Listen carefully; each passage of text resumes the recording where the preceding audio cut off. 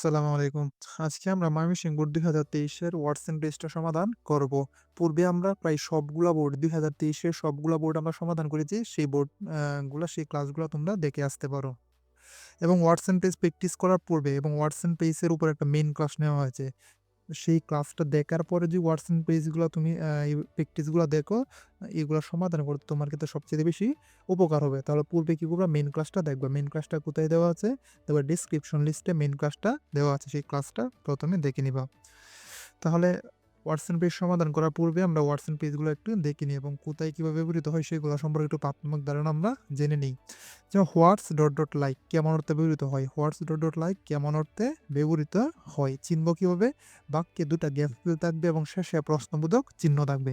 বাক্যে দুটা gap fill এবং শেষে প্রশ্নবোধক চিহ্ন থাকবে এবং কেমন অর্থে ব্যবহৃত হবে?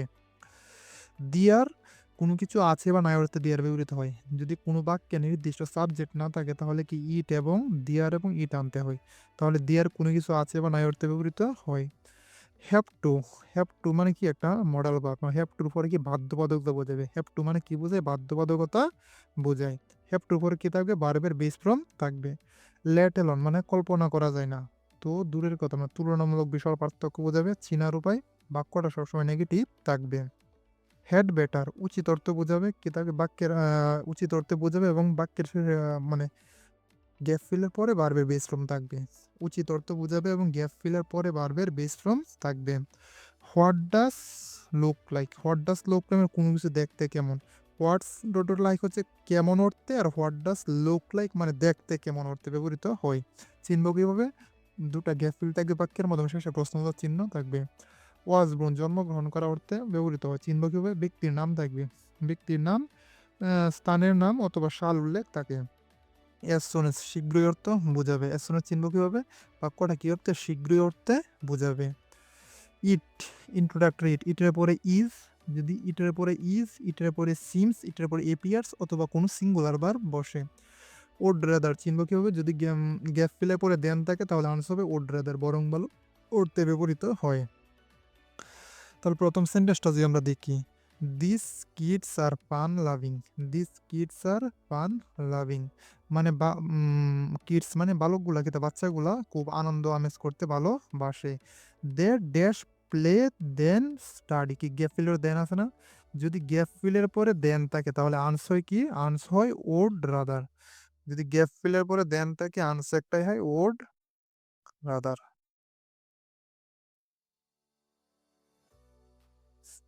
Ode rather.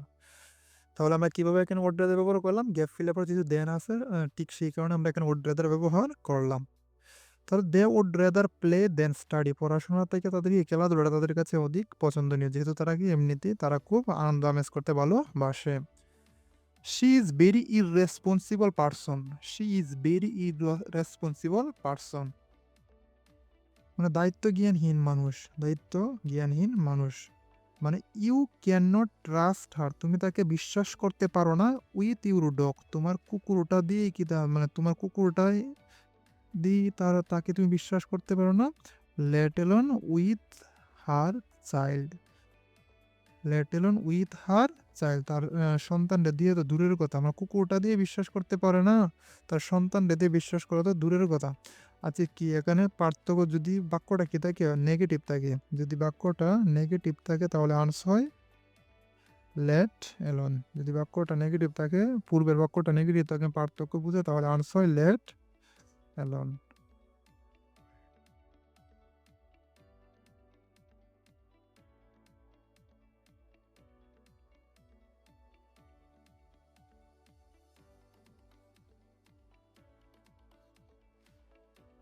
এখানে একটু ভুল আছে, এখানে উইথ ইউর হবে, ইউ ইউ আর ইউর।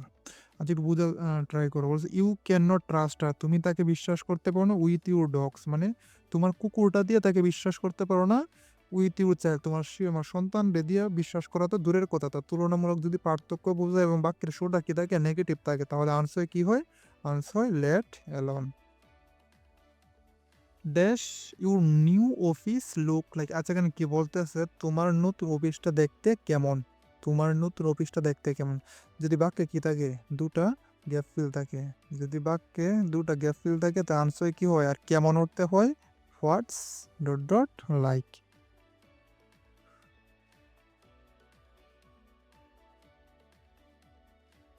তাহলে এখানে আনসার কি হবে হোয়াটস ডট লাইক। কেন হবে দেখো what's your new office like, তোমার নতুন অফিসটা কেমন। বি এ জিজ্ঞেস করতে হবে তোমার নতুন অফিসটা কেমন। বি আনসার আই লাভ ইট, আমি এটাকে ভালোবাসি। The environment is very peaceful, পরিবেশটা খুব কি শান্তি বা মনোমুগ্ধকর।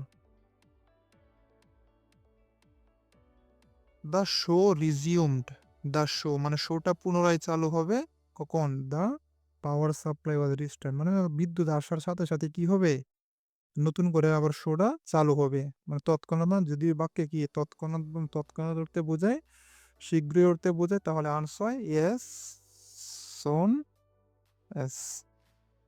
তাহলে কি মানে পাওয়ার সাপ্লাই রিস্টোর্ড মানে পাওয়ার বিদ্যুৎ আসার সাথে সাথে কি হবে শোটা নতুন করে চালু হবে। It was a great relief for the spectators, it was the মানে এটা ছিল কি মানে দর্শক স্পেকটেটর্স মানে দর্শকদের জন্য একটা মুক্তি ছিল, একটা ভালো একটা মুক্তি ছিল। কারণ কি হয়েছিল বিদ্যুৎ আসার সাথে সাথে কি হয়েছিল শোটা নতুন করে চালু হয়েছিল, তার কারণে দর্শকদের জন্য এটা একটা মানে গ্রেট রিলাইফ একটা মুক্তির কারণ ছিল। মানে বোরিং লাগতেছিল তাদের কারণে। মানে কি বিষয়টা এরকম মানে পাওয়ার সাপ্লাই যাওয়ার সাথে সাথে কি দর্শকদের একটা বিরক্তি কাজ করে না, কিন্তু এখানে বলা হচ্ছে কি পাওয়ার সাপ্লাই মানে বিদ্যুৎ আসার সাথে সাথে কি হয়েছিল মানে শোটা চালু হয়েছিল এবং তার কারণে কি হয়েছিল তাদের একটা রিলাইফ মুক্তি পেয়েছিল সেই বিষয়টা থেকে। এখানে কি বল I have to meet my aunt, আমার সাক্ষাৎ করতে হবে আমার আন্টির সাথে ইন 15 মিনিটস 15 মিনিটের মধ্যে। Dash I go now or I will be late, আমাকে এখন যাওয়া উচিত অথবা আমার দেরি হয়ে যাবে। এখন আমার কি যাওয়া উচিত অথবা দেরি হয়ে যাবে। গো কি বার্ব না, যদি গ্যাপ ফিলের পরে কি থাকে বার্বের বেস ফর্ম থাকে আনস হয় হেড বেটার অথবা হ্যাভ টু, তাহলে উচিত অর্থে হয় হেড বেটার, উচিত অর্থে হয় হেড বেটার, আর বাধ্যবাধকতা বলতে হয় হ্যাভ টু। তাহলে এখানে আনসার হবে হেড বেটার। কেন যেহেতু বার্বের বেস ফর্ম আছে আর কি আছে উচিত অর্থ বোঝাচ্ছে, জন্য এখানে আনসার হবে head better. The weather is very hot and humid, the weather আবহাওয়াটা খুব গরম এবং কি তা খুব আর্দ্র।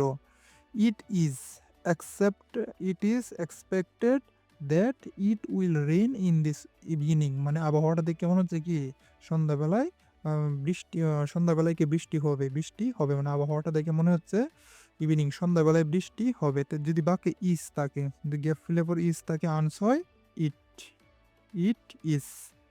আর সাবজেক্ট হিসেবে ইট এবং দেয়ার বাক্যে কি হিসেবে সাবজেক্ট হিসেবে ব্যবহৃত হয়। তাহলে আনসার হবে it. It is expected that it will rain this evening. যেহেতু মানে ইট এবং দেয়ার সাবজেক্ট হিসেবে ব্যবহৃত হয়, ইট এবং দেয়ার বাক্যে সাবজেক্ট হিসেবে ব্যবহৃত হয়। এখানে একটা সাবজেক্টের প্রয়োজন না, যেহেতু আমরা ইট ব্যবহার করেছি পূর্বে তাহলে এখানে একটা সাবজেক্ট হিসেবে ব্যবহৃত হয়। কোনটা ব্যবহৃত হবে দিয়ার, এখানে ব্যবহৃত হবে দিয়ার। দিয়ার গোস a proverb that, there goes a proverb that unity is strength, একতায় শক্তি। We must be united till we reach our goal, আমাদের লক্ষ্য পৌঁছানো পর্যন্ত আমাদের কি একতাবদ্ধ থাকতেই হবে। ইংল্যান্ডে স্কুলের বালকদের ড্যাশ ওয়ার মানে পরিধান করা।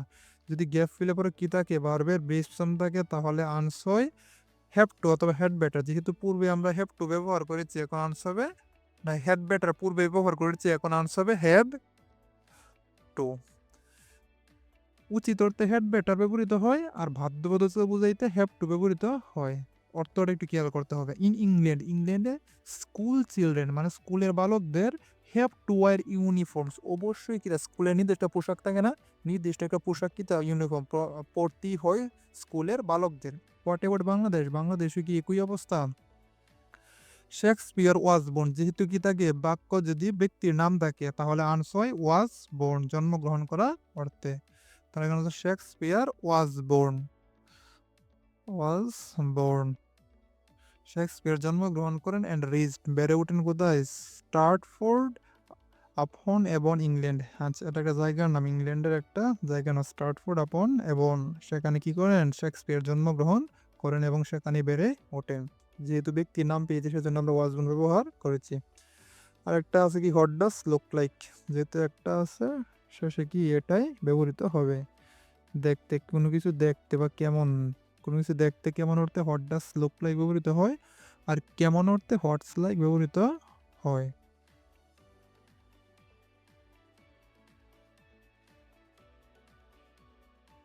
আচ্ছা, এখানে কি বলছে?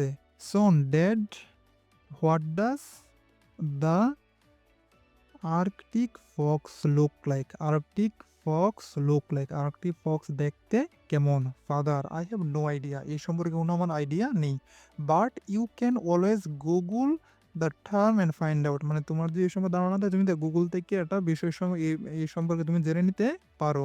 তাহলে দেখতে যেহেতু বলছে এখানে একটা কি একটা শিয়াল দেখতে কেমন, আর্কটিক ফক্স, আর্কটিক ফক্স মূলত হচ্ছে একটা সুমেরীয় অঞ্চল, মানে যেটা বরফের মধ্যে থাকে আর কি, মোটা পুরু বা ত্বকটা অনেক মোটা থাকে, মানে এই যে অ্যান্টার্কটিকা মহাদেশে এগুলো থাকে।